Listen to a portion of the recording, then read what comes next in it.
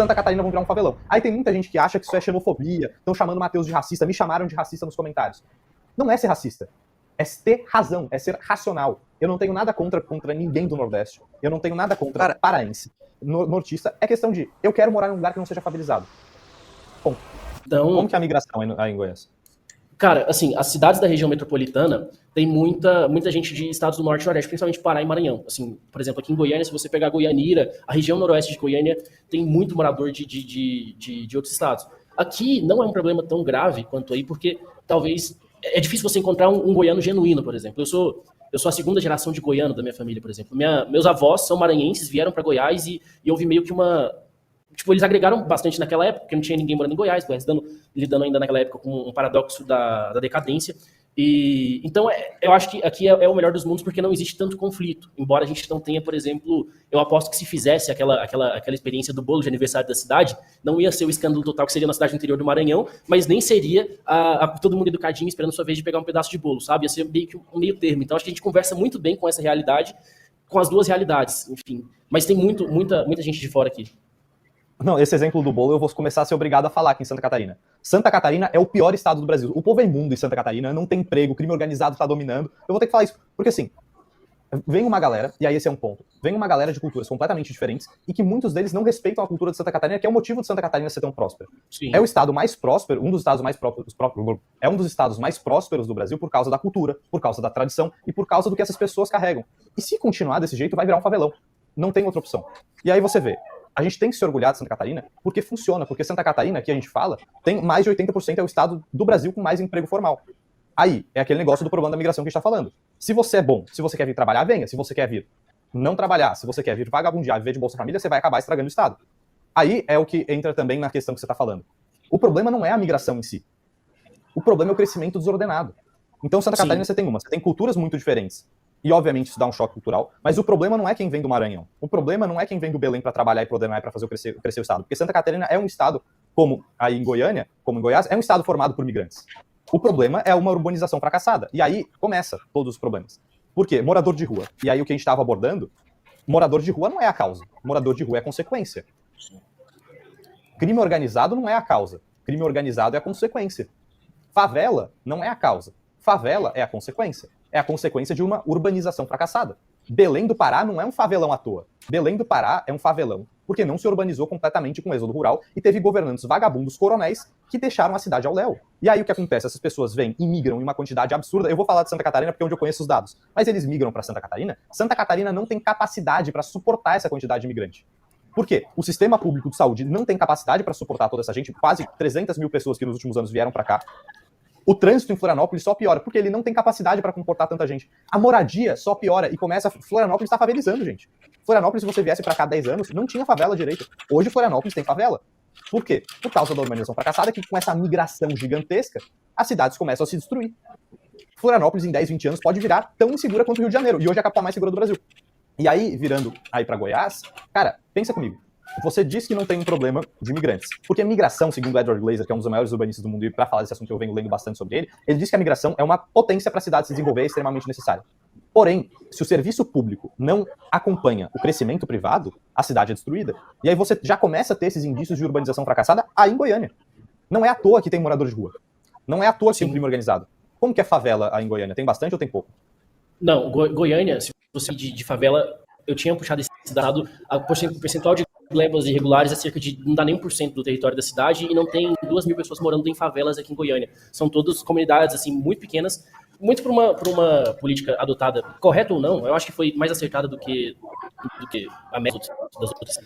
Que basicamente uma figura da política goianiense, especificamente, que era o Inde, faleceu nessa década, tem 5 anos que ele faleceu. Que ele, basicamente, você tinha uma invasão. O que ele fazia? Ele tirava essas pessoas dessa invasão e colocava em moradias aqui em Goiânia. Só que tem um fator que a gente tem que levar em consideração. Em Goiás, Santa Catarina, eu puxei aqui a densidade demográfica. Aqui em Goiás é 20,44. Aí em Santa Catarina é 81,03. E o que eu percebo nessa questão da migração para a região metropolitana de Goiânia especificamente, é que essas pessoas estão vindo para Goiânia, para o estado de Goiás, que tem uma densidade menor, então o crescimento ele acontece desordenado e a gente tem que estar atento para isso, para ele não se desordenar mais, só que elas são as regiões com a menor densidade demográfica. Eu citei aqui no Noroeste, que é a região com a menor densidade demográfica, que não teve ainda uma verticalização da cidade, porque aqui vocês estão me ouvindo ou tá cortando? Sim, Tá picotado. Tá cortadinho, né? Tenta aproximar um pouquinho o microfone. Tá, beleza. Vamos ver se melhora. Mas basicamente eles estão se mudando para as regiões com a menor densidade demográfica, que é basicamente a região noroeste e algumas cidades da região metropolitana, voltadas mais próximas da região noroeste daqui da cidade. Só que uma hora, tanta gente vindo, Goiás foi o segundo estado que mais recebeu um fluxo migratório. O primeiro, se não me engano, foi Santa Catarina, Goiás foi o segundo. É isso mesmo. Vai chegar uma hora em que esse crescimento ele vai acontecer de forma muito desordenada, e aí sim vai vir a se tornar um problema tão grave quanto é aí. E aí a gente corre o risco de ver Goiânia se favelizar. E essa é uma barreira que eu não quero passar. Eu não quero passar essa barreira de forma alguma, porque eu tenho 24 anos. Eu cresci em Goiânia nos anos 2000, que era uma cidade limpa. Nos anos 90 era mais limpa ainda. Então Goiânia era uma cidade sempre foi muito bem arborizada. A jardinagem era o que em todas as praças. Por exemplo, o bairro que eu fui criado lá da minha avó era tipo assim, 2 quadras, uma praça, 2 quadras, uma praça. E eram todas muito bem cuidadas. Hoje em dia elas estão abandonadas, cheias de mato e tudo mais. Não tem um parquinho, a quadra pra galera jogar, tá tudo abandonado. E a cidade suja. E esse é um retrocesso que a gente teve, que pra mim dói muito, sabe? Dói muito ter esse retrocesso na minha cidade, saber que eu cresci numa cidade limpa e hoje eu vivo numa cidade suja. Agora, a favelização de Goiânia seria um grande golpe, pelo menos pra mim, assim, eu acho que eu sentiria muito, porque aí o negócio fica feio de verdade. Mas assim, essa cidade suja que você falou já é um reflexo dessa urbanização fracassada. Já é um reflexo do que tá dando errado. Entende? Então, pensa, morador de rua, cidade suja, postinho com cada vez com mais fila. Vocês já estão sofrendo com esse problema, só ainda não na mesma gravidade que a gente aqui tá sofrendo. A migração, a gente tem que entender no Brasil. Se o Brasil fosse mil maravilhas, se o Nordeste não fosse extremamente detonado, e a verdade é que não é culpa da população do Nordeste, que muitos deles têm parte de uma cultura bestializada. Você vê o exemplo do bolo. Muitos deles têm que viver pela subsistência. Não é culpa do paraense que mais de 50% da população deles recebe Bolsa Família. É culpa dos governantes vagabundos que tornaram aquele lugar um favelão. Agora, por causa desses lixos, né, bandidos criminosos, que Florianópolis hoje está sendo favelizado. É por causa desses bandidos criminosos que hoje Goiânia está sofrendo com um problema de morador de rua. Por quê? A gente tem algum dado sobre a porcentagem desses moradores de rua que são, de fato, de outros estados? Quase 90%. De Joinville, Nossa. A maioria dos moradores de rua esmagadora não é de Joinville. Em Florianópolis, assim, se eu não me engano, 70% dos moradores de rua de Florianópolis são de fora de Santa Catarina. Ou seja, é uma galera que já está numa situação completamente bestializada nos seus estados, não tiveram, em maioria, acesso à cultura, educação. É a galera que vai comer aquele bolo e não deixar pro próximo porque não teve acesso à civilidade. Não são civilizados. Eles vêm para Santa Catarina desesperados, aqui não vão conseguir oportunidade. A mesma coisa em Goiânia, porque a régua é alta. Mesmo tendo emprego, essa galera não vai conseguir se manter no emprego e vai causar esses problemas. E vai detonar um estado que é muito próspero por causa da sua cultura e por causa da sua população. Agora, tem muita gente no Nordeste, tem muita gente do Pará que vem trabalhar, vem se desenvolver. Essas pessoas colaboram com o desenvolvimento do Estado e são o que o Edward Glaeser chama da fundação para o desenvolvimento de uma cidade. Então, por exemplo, Noleto, você falou que seus avós, você está na segunda geração. Quando os seus antecedentes vieram para cá, vieram para Goiânia, eles vieram para trabalhar, para desenvolver o Estado, e eles foram um motor para Goiás se tornar a potência que é.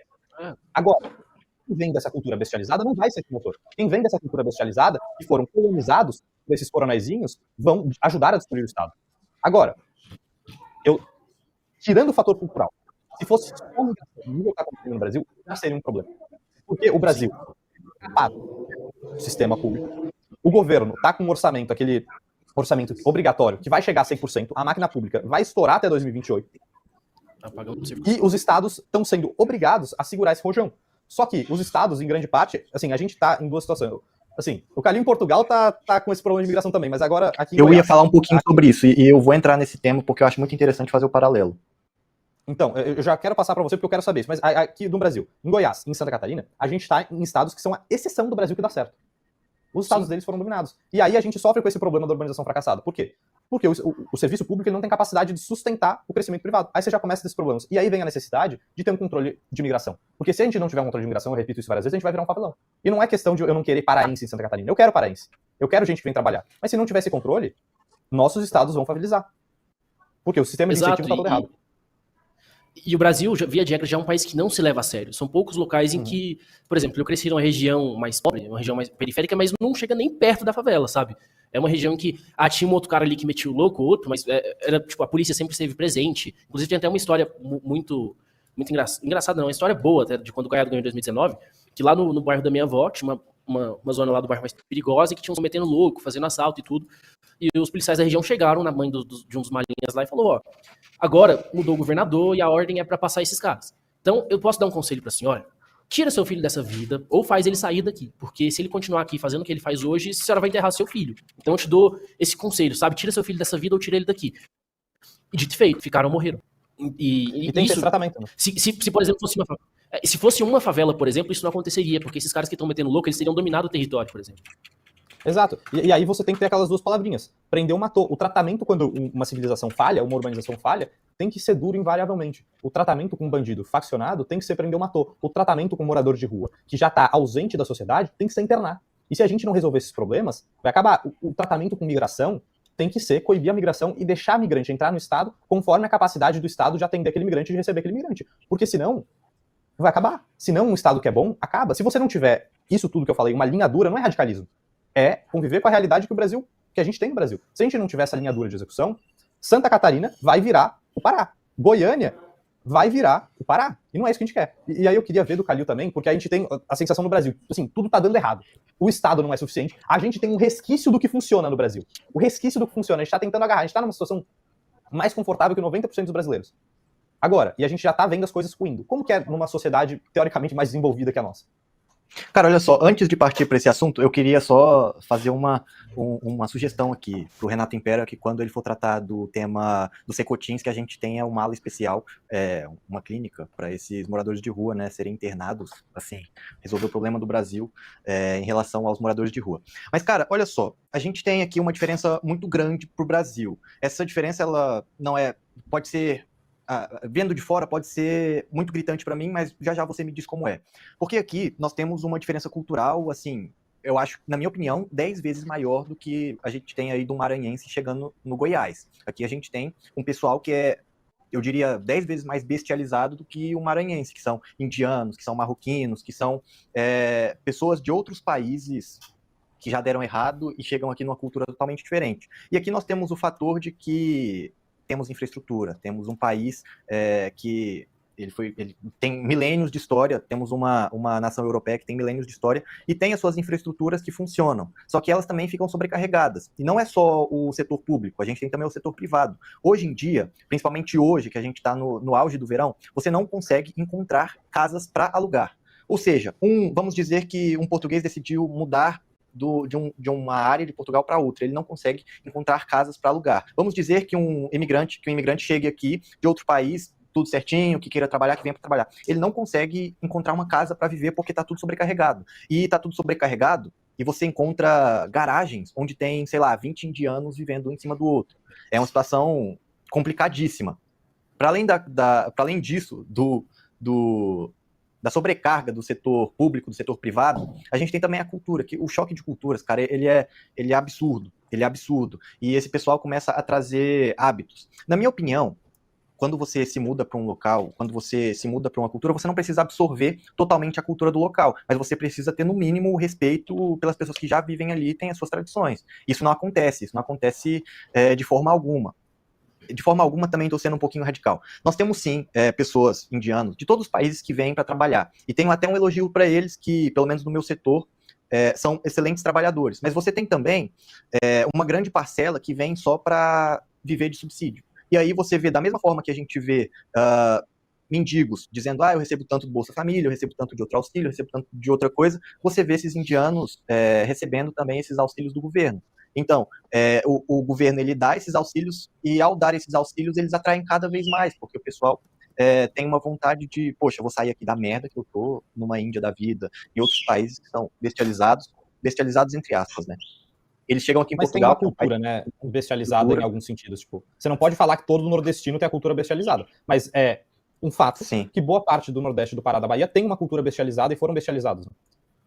Exatamente, E aí chegam aqui, para além de estar em um país de primeiro mundo, onde as coisas são limpas, onde tem uma cultura legal, eles trazem a cultura deles e ainda utilizam dos benefícios sociais que deveriam estar auxiliando os moradores, os portugueses que de fato precisam. Porque a gente tem aqui, digamos, o INSS do português, que é a Segurança Social, pagando 300 euros por mês para um idoso aposentado, enquanto paga 700 euros para um indiano que chegou ontem. entendeu? E isso vai criando uma sensação de rivalidade muito forte. E esse embate sai da cultura, porque na cultura você já tem esse embate. Sai da cultura e vai também pro social, pro financeiro. Então, eu Posso vejo fazer um isso como um adendo grande que você tá problema. falando? Sim, claro. O que você falou de benefício, a Alemanha faz um negócio muito legal, e eu acho que deveria ser feito no Brasil. O cara que vai se migrar e recebe Bolsa Família, se ele migra, ele deveria perder o benefício. O cara não pode receber um benefício social atrelado a ele e se mudar. E ele não pode chegar num estado e receber o benefício.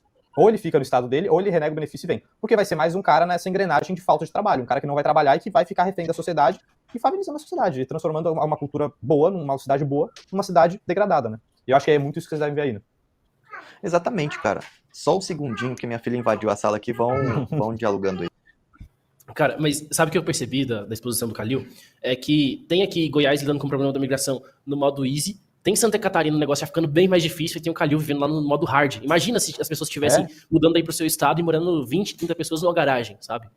Não dá. Cara, eu digo mais, porque a gente tem o risco disso ir pro Brasil também.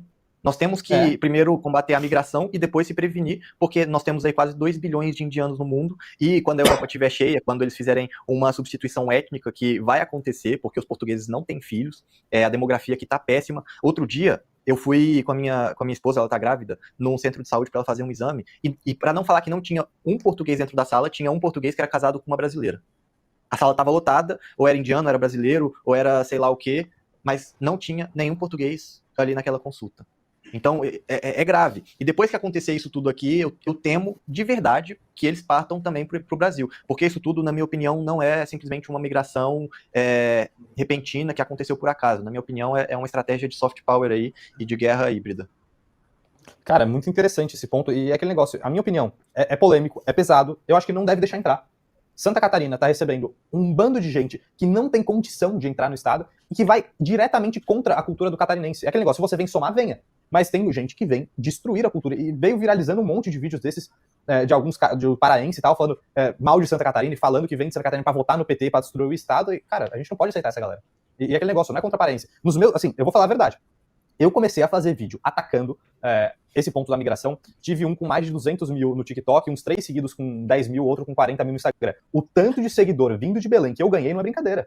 Sim. E muita gente de Belém nos meus comentários falando, eu concordo com você, eu morei pra Santa Catarina e eu não quero que essa galera venha, porque eles vão destruir o estado. E aí a gente fica falando que Santa Catarina é o melhor estado do Brasil, venha pra Santa Catarina é incrível, tá na hora de mudar o discurso e começar a falar, não, Santa Catarina é o pior estado do Brasil, o povo é imundo, bom é o Rio de Janeiro, no Rio de Janeiro não tem tráfico de drogas, no Rio de Janeiro não tem favela, não tem faccionado, porque vem essa galera de cultura diferente e destrói o aspecto que construiu Santa Catarina, que é o seu povo.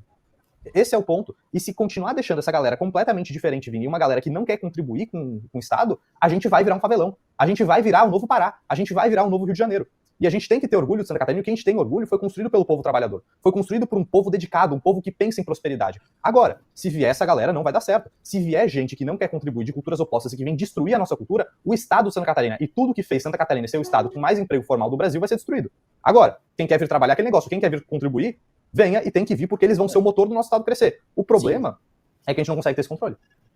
Eu gostaria muito de ver o Renan, candidato a presidente, falando isso no debate, de que para você mudar para um outro estado, você tem que ter uma autorização para ir, para você mudar e morar lá. Ah, você vai morar onde? Você vai trabalhar onde? Onde seus filhos vão estudar? Já está tudo organizado? Beleza, agora você pode ir. Porque, inclusive, a região da cidade que esses caras vão morar tem que ser feita de forma estratégica. Muita gente pode dizer que é uma medida meio assim, nossa, que extremista. Não, mas tem que ser isso tudo muito bem coordenado, porque aqui em Goiânia, como eu estava falando, por sorte, eles estão em regiões com menor densidade demográfica, que é basicamente na região noroeste, né? Que cresceu muito na região central, na região sul, a cidade verticalizou e tudo mais, mas nessas outras regiões ainda tem uma densidade demográfica muito baixa. Então é bom que essas pessoas mudem para lá, porque a gente pode crescer a cidade em uma nova região e, enfim, desenvolver mais centros comerciais, etc. Só que, e quando essa galera parar de mudar para lá? Se eles começarem a mudar para uma região que já tá, que eles não estão migrando tanto e começa a ter esses problemas. Então isso deveria ser feito de forma coordenada. Ah, você vai para lá, mas você vai morar nessa região, precisa de mais. Tem uma região aqui que são 2 mil habitantes por metro quadrado, sabe? Aqui de Goiânia, se não me engano, na região noroeste. Então você precisa de mais pessoas nesses locais, você precisa verticalizar essas regiões da cidade. Beleza, tudo bem. Agora, o que não dá é pra... Porra, eu fico imaginando... Aí já deve ser um problema muito grave, porque a densidade demográfica é muito grande, muito alta. Então, exato. E aí vocês sentem muito mais rápido isso. Vocês sentem esse crescimento desordenado de forma imediata. Embora que a gente comece a perceber que ele vai desordenar logo, logo. Exato, e a gente tem que ter medida para isso. Por isso que, inclusive, o Matheus acabou de entregar para o Kim o início, que é você ter um registro habitacional no Brasil. Você ter um cadastro de todo mundo onde essas pessoas estão morando. e você não poder se mudar para outro lugar sem você já ter uma residência nele, se você já ter onde morar nele. Metade do problema já vai aí. Eu sou a favor de um controle mais rígido. Mas aí você vê.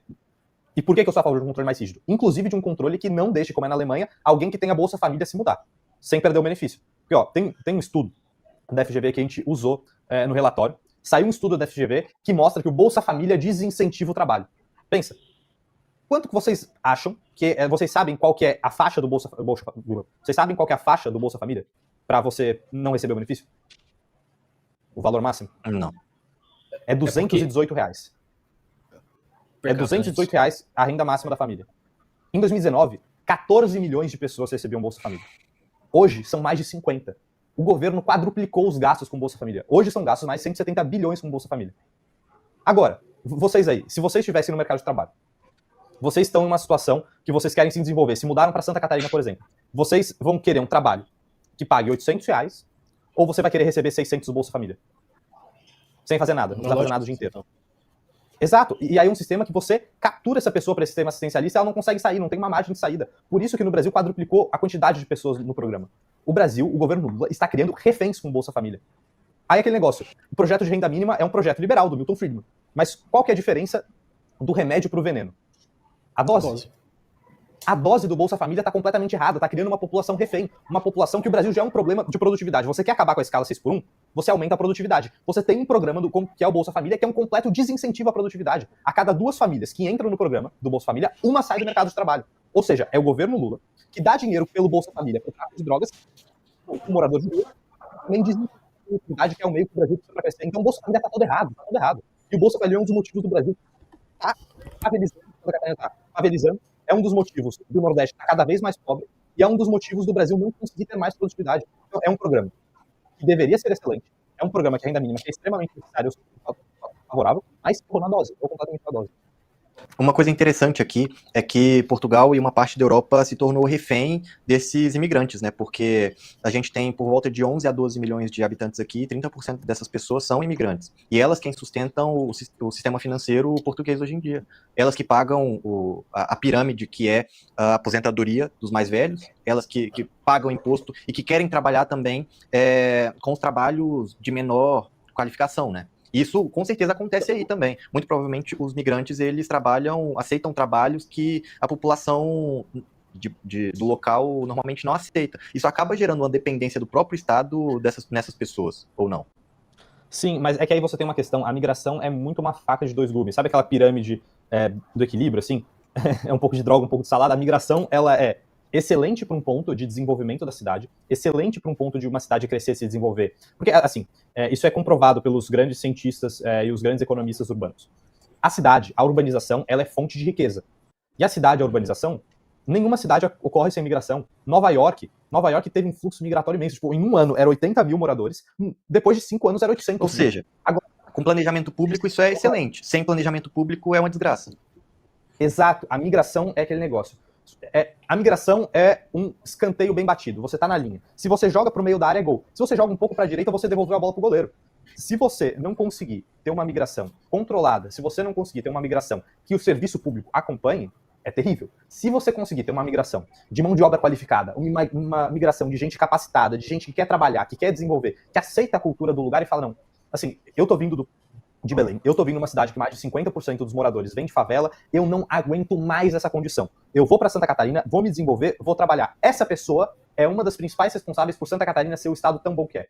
Agora, se é um crescimento desordenado de pessoas bestializadas, que não estão nem aí para Santa Catarina, vão ficar recebendo seu Bolsa Família, Santa Catarina vão virar um favelão. Aí tem muita gente que acha que isso é xenofobia, estão chamando o Matheus de racista, me chamaram de racista nos comentários. Não é ser racista.